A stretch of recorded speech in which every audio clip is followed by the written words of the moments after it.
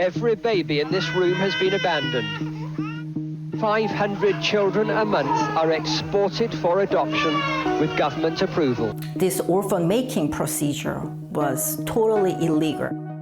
It still seems so hard to fathom. Innocent children stripped of their identities, shipped out of Korea en masse, arriving here in Canada in waves. Notice Clinging on to clues in papers they held so dearly for so long, now finding out those documents are full of lies.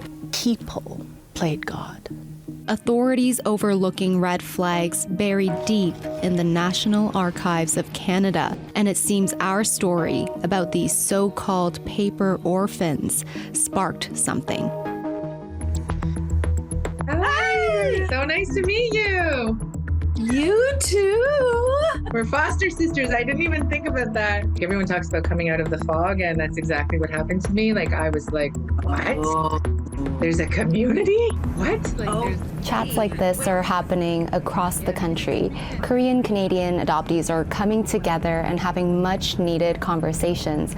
Some are lighthearted like this one, others a bit more difficult as they face the reality that their adoption papers were likely falsified. Since our story came out, we've received countless emails. Many Canadians had no idea about this issue, and one story in particular stood out. This is Mihwa Taylor. She was adopted at the age of 4 by a BC family and grew up believing she was an orphan. Now 53, she saw our story in the fall and reached out.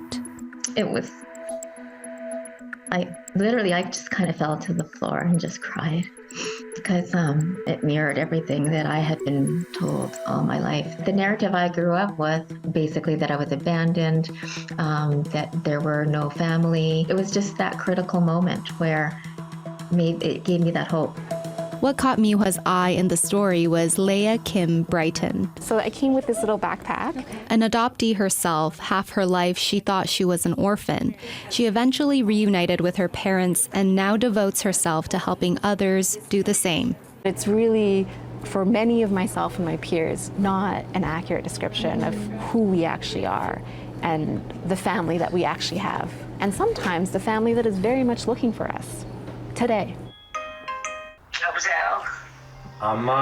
In our journey, we also helped a family reconnect in their mother tongue. She says, I love you. I love you, mommy. 사랑한대요. It was beautiful, yet painful. A language barrier between mother and son. Her baby boy taken against her will. I miss you. I love you. 우리 정수. A lifetime later, her heartbreak still lingers.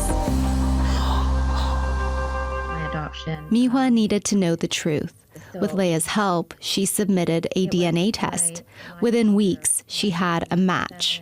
All along, she had 2 biological sisters. I was not even aware that I might have sisters.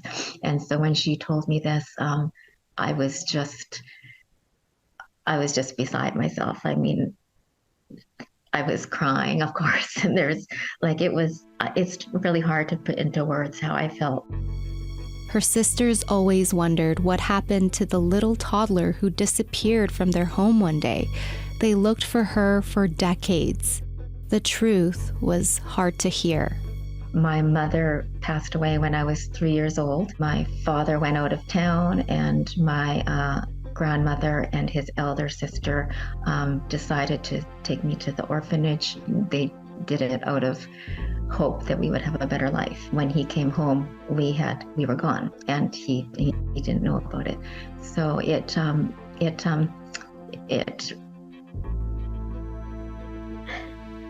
really broke him for most of his life. A generational search now over. A lifelong reunion awaited. Okay, so on my way to see my sisters. It's very, very exciting. Yeah, it won't be long. The trio agreed to meet right away. One sister boards a plane from Korea. Mihwa and her family jump in the car. Okay, Mom, we just got in the car. What are your feelings? Are you excited? I'm going to meet my whole family for the first time in 50 years, so I'm pretty excited. What are you most looking forward to? A hug. Oh. When we got off the plane, I knew my sisters were going to pick me up, and then they saw me and ran towards me. We all just started like crying, and I think the first words out of their mouth was, "Oh, my daddy." My daddy. Because they said that I looked just identical to my dad. So that was really emotional. I could almost feel like cracks that were being filled and healing that was beginning. I think most of my life I had gotten really good at telling myself that I was okay with it, that it doesn't matter, you know, you're Canadian, you don't have to know your roots to be a full person. It was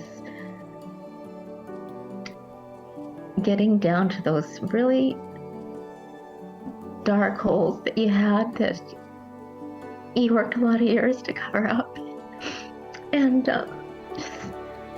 it was like there was just some light beaming into it, you know, it was just incredible.